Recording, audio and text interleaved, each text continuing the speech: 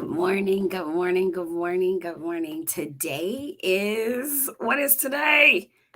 Oh, it's Thursday. It is Thursday, April 20th. We be forgetting what happened to April. April just went away. Good morning, certified doers. It is the morning due for certified doers, just like you. Really excited, always grateful. It's Jackie Glass, Mama, Navy vet, certified doer, and the laced up legislator for the House of Delegates, 89th District. So today is going to be we're going to roll with it. We're doing some interesting things today, but I do want to first, before I talk about what we're going to talk about today, talk about the things that we have going on. This week we had our second number two. Good morning. Good morning. Our second redistricting town hall down at the Richard Tucker Library. Had some really robust conversations. Thank you for the doers who came out in the evening just to learn more about what's happening. And I will urge you all, because there were a lot of really, really great questions that came out of the redistricting town hall, that join us next week. I'll be at Pretlow Library, 5 o'clock next Tuesday. That is the 25th. This is a nonpartisan, educational, just learn some stuff, and so you can learn somebody else some stuff kind of presentation. So we'll be doing that next Tuesday. Good morning, Mr. Bill. Thank you for joining us. And then on May 6th at 10 a.m., May 6th, 10 a.m., we'll do this virtually. And it's a great opportunity for you all to just interface and be a part and do all the good jazz. We will, by popular demand, I promise, we'll be bringing back summer school for certified doers. As a matter of fact, at two of our events, we had certified doers that had got at it, joined their civic leads, working with their local leaders on things. So like, it is really good. Sort of summer school for certified doers is going to get you in the know on all of this stuff. So when you see me in the streets and you be like, you here, you here, why you ain't in Richmond? Summer school gonna explain all of that. I'll explain it in the moment, but summer school is going to go through that. How to start with an idea, work to a bill, what the legislative process is. I want everybody to take time to do summer school. We will open it up this summer to people outside of Hampton Roads. I think our last time I did it, said, no, we're just going to do it for people in Norfolk. We're just going to do it. But then I started meeting people and I said, we're just going to open it up.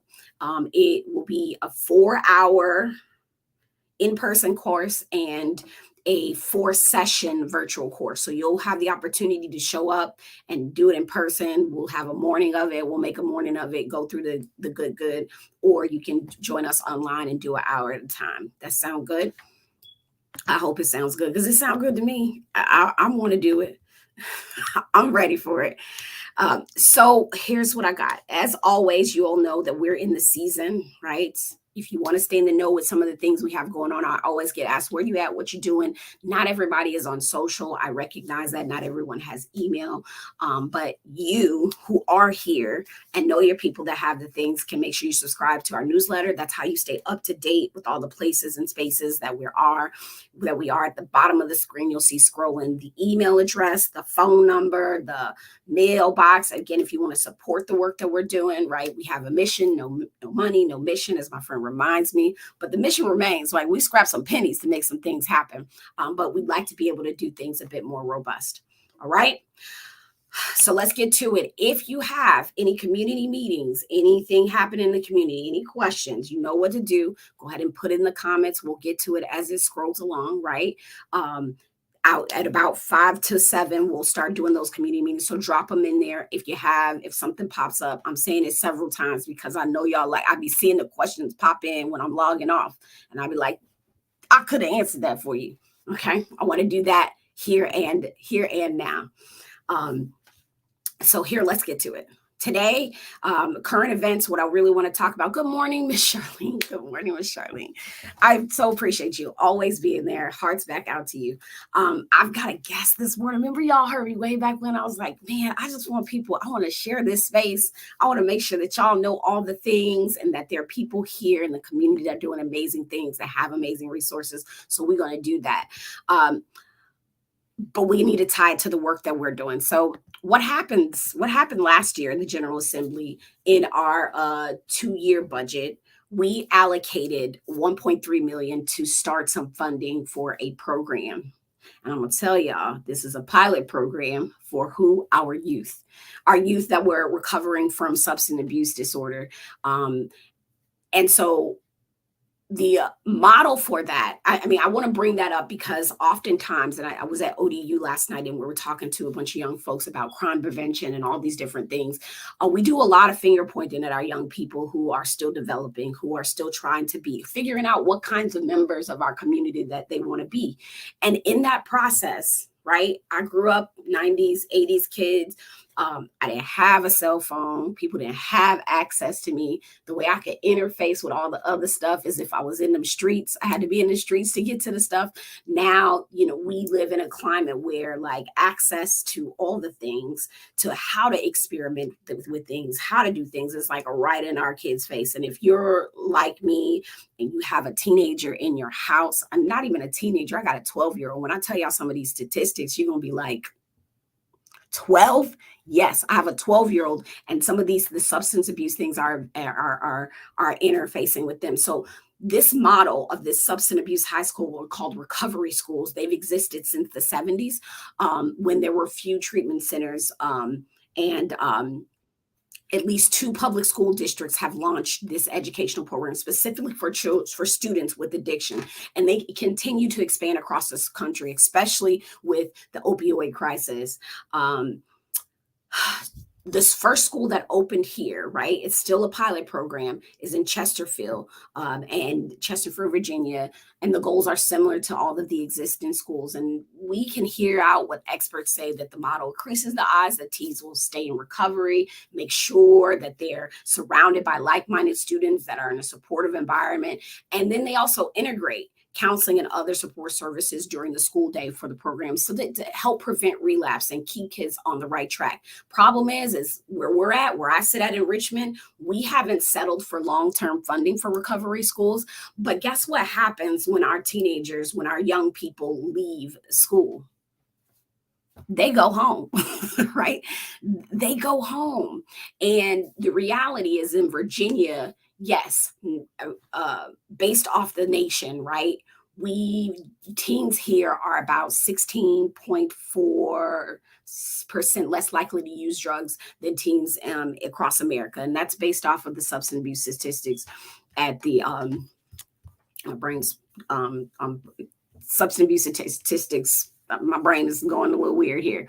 But when we look at even something as simple as marijuana use, that's 12 to 17-year-olds, about 9%, 9 to 10% of them are using it around here, right? We've got to start looking at how we have community services that are wrapping their arms around our little citizens in our community. And I love it. If you've been through this, if you've had it, or you dealt with this in your family, or you're dealing with your teen, drop some stuff in the comments. Let us know like how you're dealing, what you're dealing. But what I wanted to do today for us is to look at the resources that we have, like right next door, like right there. Right. So with me today is Mr. Archie Boone Jr. He said he is a healthpreneur. Now, listen, here's what I know is when my family gets a hold of some of the things that his family puts out, mostly them drinks, okay? There's 2 bottles in the refrigerator sitting right now. He just wants you to be healthy. But what he's done with Holla Inc., he's done, you know what? Let me shut up because y'all hear me all the time. Let me bring Archie in. Good morning, Archie. Hold on, I left you out. Good morning. Good morning. How's it going, Queen? Hey, it's good. It's good. I love this healthpreneur. And I love to hear about our kids. Absolutely. Absolutely. It's all about the kids. We all know that. Come on. Yes, our little citizens. So tell us a little bit about what you do, and then we'll take some steps from there. Sure enough. My name is Archie Boone Jr.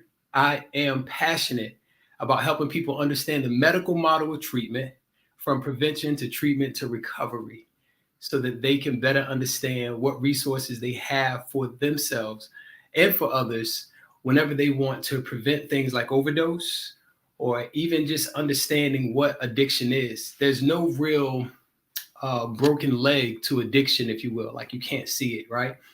If you break your leg, if you break your arm, people, they can, pretty much see that. But when it comes to addiction, The brain treats sugar, marijuana, opioids, it treats it all the same. So when we think of addiction, a lot of people don't understand that there's a lot of stigma and implicit biases that are, on that topic of addiction. And there's no reason why people should not be reaching out for help. None, right? No reason, because No we reason. got people like you in the community. So I started off by talking just a little bit about the what at the state level we're doing with regards in the school systems, right? Yeah. But looking at how we support out in the community, how do we add value? So what sort of resources do you know that are offered for youth or young adults to address substance abuse and addiction? And then hold on, what's your relationship with that topic? Yeah. So my relationship with substance abuse and addiction, think of it as a family tree. I mean, I myself, when I turned 35, which is about 5 years ago, I was able to, like, if you would call it metaphorically, shake my family tree and see what apples were falling out. And there were a lot of early deaths that were attributed to substance abuse that I didn't know. I didn't know about. I was asked by the Community Services Board back in 2016 to come on board and to run their prevention program. It was a state response to the opioid epidemic. It was very early at the time. I didn't know anything about an opioid. It was the craziest thing. Like, how can I help do something that I know nothing about? But I was in the best position, and I think I was the best person because at the time I was working with so many elementary schools doing programs and neighborhood transformation programs, Park Place to be particular. And then we moved on out to like the Norview area and things of that sort. But there was a lot of training that was available through SAMHSA, which is the Substance Abuse Mental Health Systems Administration, and also DBHDS out in Richmond. And so that particular grant was called Partnerships for Success. And so I was able to network community resources and bring them together, 12 different areas of the community, and organize meetings where people could all come to the table and promote drug-free communities. That approach was what we call the SPIF, Strategic Prevention Framework. And that particular framework, Strategic Prevention Framework, I took that and personalized it and really looked at my life from a prevention standpoint. I looked at how I parent from a prevention standpoint. And then I asked myself, if I ever needed treatment, would I be able to navigate the system in Norfolk locally? Would I be able to do it on a state level if I needed to go that far? And then nationally, what would it look like if I would be able to have conversations or needed to have conversation and lobby with the Senate, with Congress and things of that sort? And so I know that's sort of like forward thinking, but I didn't want to end up having a problem and not having a roadmap. So that's my relationship to it. So then what resources do you already know in our area are offered for youth and young adults to address or to even interface with looking at that they actually have a substance abuse addiction? Well, the first thing you have is you. You have a body. Your body is your first address. Okay. That's where your mind, your spirit lives in a body. And so, we are trifecta, right? Mind, beings, right? Spiritual beings. And so I say that because you have to first and foremost understand that what you're going through is not who you are. Okay.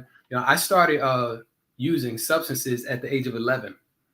And I had full-blown addiction from 11 all the way to 19, but no one knew it because I lived as a traumatized youth. And with so much trauma, it's easy to normalize substance use. Well, the substance use became a substance use disorder.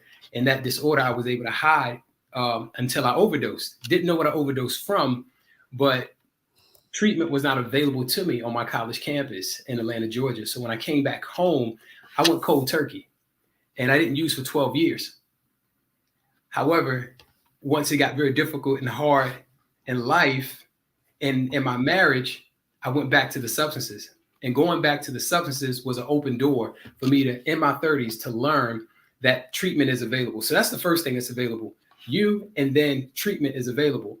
And treatment, though, it has to become an option with the people around you. They have to be saying, hey, you have a problem and you need to get help. And so, knowing that you can get help and where to get that help, we have Community Services Board for individuals who have Medicaid. And there are intensive outpatient programs if a person needs to be able to still go to work, still go to school, but also get treatment, right? And then there's your emergency room, there's your ER. And you can go there if you need to be detoxed. But a lot of people find out that they get help when they get in trouble. You don't really have to volunteer at that point. So, if you are arrested, if something happens domestic at home and you're under the influence, then the first thing that they're going to be doing after booking is trying to find out what it is that, they need to do. Do they send you to general population? Do they send you to be detoxed? And same thing when you go into the ER. It's all about screening. So, now we have online assessments that you can actually screen yourself, self-diagnosis, but you can also go beyond that. And with the mental health aspect of it, because when it deals with substance use, a lot of young people are having problems with the substance, and it's overtaking their life because the brain puts importance and a lot of salience on using that substance. But their mental health issues are underlying, and a lot of them can't deal with those issues until they're not using. So what I hear you saying is something that we talk about too with like returning citizens. Like a problem is that in order to take the real steps, you have to make sure that we, the ones who are looking at this person and love this person and support this person, are involved in the process. Absolutely, 100%. We all have to be involved in the process. Why? Because people do recover, right? Today is 4/20. April 20th, right? 4/20. And so there are individuals who wait. People know what that means, right? Go ahead and tell them, Archie, because some of us out here like, what? It's April 20th. It's Thursday. April 20 or 4/20. Okay. I used to be on the other side of the fence where 4/20 means it's time to roll up a blunt, put your stuff in it, and smoke. It is this universal sign. So, like if you look at your clock and it's 4/20, and if you're a weed smoker, it's time to smoke. 4 a.m. in the morning, 4/20, whatever. 4/20 is just that sign. And it's a huge day. We're gearing up for something in the water right now. It's 8 days, almost a week and 1 day. And right now, there's legislation and all things out here where, it's pointing towards being able to use marijuana as a harm reduction tool. But that's because we have so many prescription pain medications out there, and people do have chronic pain.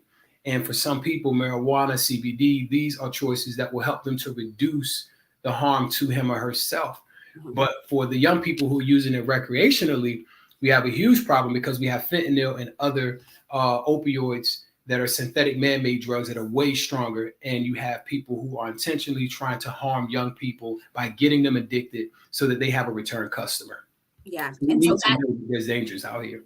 It is dangerous. I mean, a lot of the last week when I was in Richmond, part of the biggest, I would say, emotional, mental capital strain was around the THC bills, right? Was around the percentage and all of us trying to do this work and legislate in a way and not being experts, right? Just not being experts and really relying on industry folks that have their vested interest, healthcare folks who have their vested interest, and then just what we know as people. So I'd ask you, knowing that, and I just said statistically in Virginia, about 10% of youth are smoking weed. Yeah. Right? Yeah. That's in Virginia. I didn't get smoking it, vaping it, it's vaping it now is just like, and also using gummies and, eating all it. These other things. Yes. And so we know that, the Poison Control has said that, overdose, they're up. So I think about the parent, the grandma, the uncle, the father has that hankling that says like, I know my child is doing something. I know that there is. How would you guide them? What in the Hampton Roads area, what would you tell them? What would you tell them to do? Yeah, so I would tell individuals, first and foremost, stop. Think, right? Okay, so there are coalitions, there are individuals who are out here like Norfolk Prevention Coalition, my organization. And, we have conversations helping people to understand the medical model of treatment, that prevention is early education, early awareness. There are so many prevention programs out here helping people to understand what substances are harmful, what they are, but then also what substances have benefits to them, right? And then finding out, hey, if there is a problem with my young person, where can they get assessed, right? So you have organizations like JBRI. JBRI. JBRI, yeah. What is a JBRI? So JBRI, I refer to them, one, because they are a sponsor for Holla Inc. and Norfolk Prevention Coalition, but they have youth and young adult intensive outpatient programs. They also have residential programs where they will help those young people who are experiencing substance use disorder or struggling with addiction. And they help them get off the drug, but onto the track of, one, treatment, and then two, recovery from their drug use, right? And so parents need to know that, even if you don't have insurance, there are ways that you can actually come to organizations like JVRI, like your local community services boards, right? And they will actually screen your individual, your loved one. And then if they are using a drug, they'll tell you what substance that is, and then they'll help you devise a treatment plan so that your young person can start moving towards wellness and wholeness in his or her life. With that, I know, like, I grew up with people around me doing the things, and I feel like every time we interface with talking about their substance abuse or their use, there was a bit of lashing out, especially as a young person, right? Like, or having a sibling that is teenage doing, there was a lot of lashing. And I always felt like if we addressed the issue, that we were judging them, that we were making, it's hard. I think that, some of us may be interfacing and just feeling like, I want to do this, but I also want to make sure that it's in an environment where that person, me as a parent, as a sibling, or is not being judged like I'm the cause of that, or there should be shame because we have this issue in our family. So what would you recommend to folks, places, spaces, best practices to provide support that's non-judgmental, and also promote some long-lasting recovery? Sure. If you or a loved one is struggling with addiction, the best thing to do is start to get some education, right? So, and that's around even how you bring that resource to that person, because there's a window of time. And that window of time when a person is going to be most likely to actually get treatment is after they overdose or when they're in trouble. Mm-hmm. So you have to start preparing yourself for that moment that person is going to be like at the end of him or herself. So trying to give them help before that time is really going to be a waste of time, because you're really not dealing with the person at that time. They are very set on what they want to do, and they know what they want to do. So you have to make up in your mind that you are going to pause judgment, or at least hold it back until you know enough to be able to help them when they come to the end of him or herself. And once they do that, continue to learn, because addiction does not make sense. It doesn't. I mean, like, it changes the whole hippocampus of the brain, and all of those synaptic connections in the brain that actually are, done prenatal and as a person is growing. Addiction really just unravels all of that, and that person is going to be living with the brain injury. Even once you recover, the brain is still injured from that. Now, you can get a lot of those synaptic connections back, but ultimately, once you are addicted to something, the brain knows the pathway to get back to that. And so it takes a lot of self-will for the individual to go through the treatment. But even once they get to that treatment, that's not your work. Your work is to not be biased, to know where your stigmas are, and then to learn as much as you can, so that once that person is sober, once they're in their right mind, that you are able to meet them where they are the entire time. And so Narcan is a nasal spray that individuals can get because opioids and fentanyl it's in a lot of the substances. So you want to try to, in the state of Virginia, if you Google Revive, REVIVE, Revive Education, you can do that online. And you can also go to the Slover Library every Tuesday and Thursday. I think it's every third Tuesday and Thursday of the month. The Norfolk Community Services Board has individuals who will teach that class. And then also you can go to any of the local pharmacies and let them know, hey, I want to be empowered to save a life. I want to get Narcan. And that is a nasal spray that reverses the effects of an opioid overdose. It's a vital tool. That's an evidence-based strategy for saving lives, because opioid overdose is preventable. Not the fatal overdose, But if a person is in an active overdose and you have Narcan, that can be reversed and they can get to treatment after you dial 911 and get them to the ER. Yeah, and so we know that how that interfaces with the work that I do is some years back there was a bill to allow that came in that allowed Thank you. schools to have Narcan. And then this year we saw some expansion of where people can get access to this as sort of an over-the-counter type of I don't want to say drug, but as a it is a drug. It is a drug. Like over the counter. Yeah, you're right. Like I didn't want to call it, but our use. Sure. But there's something to be said. The reason, and I thank you, Archie, for giving us your time, is like the reason for having this is that while we look at something like substance abuse in our youth and we try to take steps, everything can't be done with laws, but there are things that can be, right? So it's a marriage that we have to have with folks in the community like you that are a resource and can like bring us to ground us in what is that we have while saying, is there any way I can make this better across the Commonwealth? How do I make it better across the Commonwealth? Because we in your business, your whole life is legislated. Sure. Absolutely. Yeah. And then too, I just want to, talk about the end of the medical model treatment, which is recovery, and that's with things like meditation and juicing for life, eating to live, right? And we have these different philosophies of what you put in your body and how to treat your body so that when there are imbalances, that we don't reach for substances, that we don't reach for sugar or ice cream or tobacco or marijuana or opioids. The brain treats them all the same because they all replace that dopamine and those endorphins that you can actually give yourself. You can provide that to yourself by being. I do it with chocolate. I eat all the chocolate I can, okay? And I eat the rest of it. I'm the other one. You know what I mean? But yes, your body has a lot of things inwardly and your body wants to do the work. But if you bring substances from the outside and put them inside, and this is with food, drink, or drug, the more of that you use, the less your body is going to be active in doing what it can naturally do. So that's what we want to be. We want to live a life that is like in recovery from.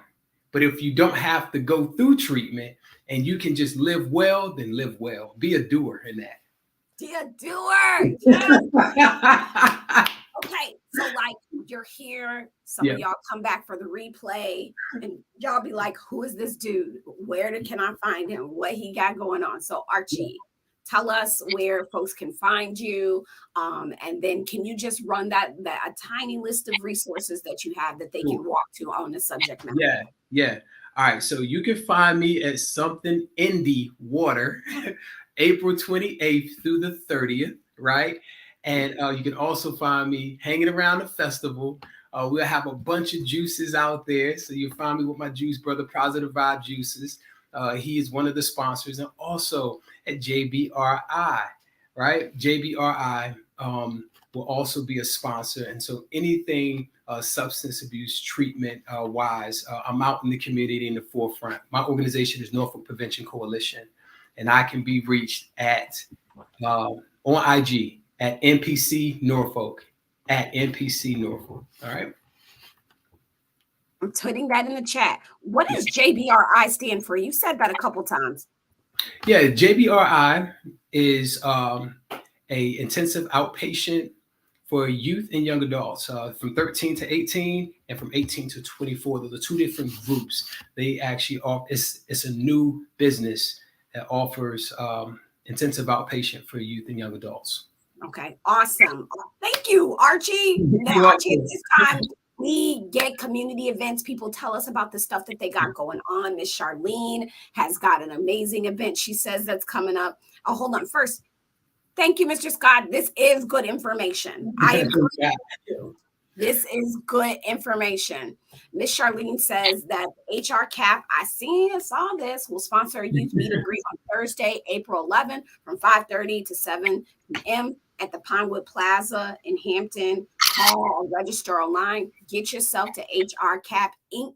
That's HR CAP inc.org for more information. Thank you for sharing that, Miss Charlene. I know that I missed that last year. Oops, I missed that last year. I'm gonna have to check my schedule to see if I'll be able to be there this year. All right. Oh, okay. Yes. Thank you for my doer who's like, make sure, yes, follow. Okay. Yes, I do. I am on social too as well at Jackie, the number 4 Norfolk.com. No, not .com. It's just at Jackie, the number 4 Norfolk at all the things. As I said before, we've got the town hall redistricting town hall coming up this weekend. Next week. There's so much happening. But if you need an interface in between that time, all of that information is scrolling down at the bottom of the screen. I will working on trying to have a telephone town hall for our seniors that don't be kicking it with us on internet stuff. So stand by for that. That'll probably happen this summer. I want to make a thing of it to make sure we're reaching anybody and everybody. In the interim, if you have any questions, comments, concern, you already know it. I am with you, Miss Charlene. I am so grateful to Mr. Boone for providing us with this great information. And here's what I tell you, doers, right? We can't do on all the things, but we can have our things. None of us can change the world, but we can change our corner of the world. And that starts with getting close to what matters to you. And then connecting the dots, because we do good stuff here in Norfolk. We do good stuff in Hampton Roads. We do great things in Virginia. So let's get it. Yep. Thank you. Thanks. You're getting a lot of thanks. A lot of thanks. All right. Y'all be well. We will see you next Tuesday.